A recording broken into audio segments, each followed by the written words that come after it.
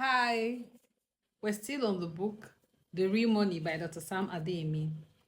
We were reading Recognize the Resources Around You, so we're going to just continue from where we stopped.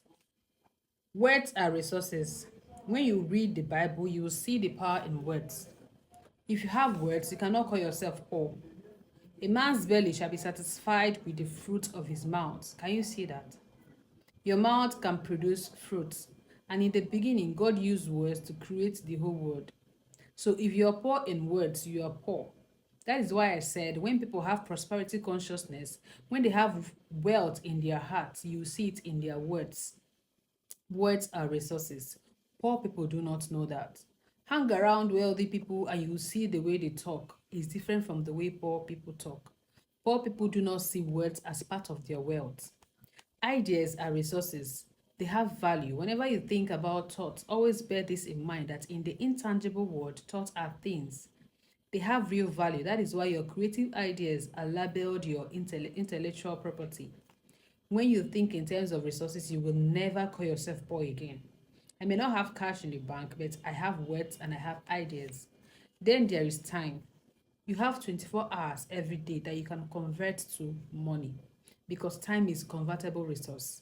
In reading this book right now, you are converting time into wisdom. Please become conscious of the resources at your disposal. You will not feel poor when you do that. Remember, being poor is only a state of the mind. Least of all, you have physical energy. You can wash a car, carry chairs, run, swim, or jump as an athlete. You can offer a service or solve a problem, and that can give you a starting point. Esau had real wealth, the birthright. Jacob had one pot of stew. Because he was conscious of the value of the resources, Jacob used the little pot of stew that he had to take the wealth away from Esau. Once in your mind you have believed that you're poor, you make God a liar and you discount the resources he has placed at your disposal. Always remember that money is only a means of exchange and you have something to bring to the table. I have seen people trade ideas for money. Do you remember what Jesus said when he wanted to feed the crowd? He asked his disciples, "What do you have there?" They said, "There's a young boy here who has 5 loaves of bread and 2 fishes."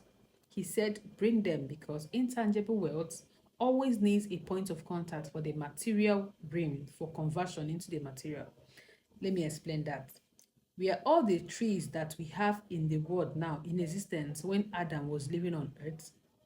Of course, they were not.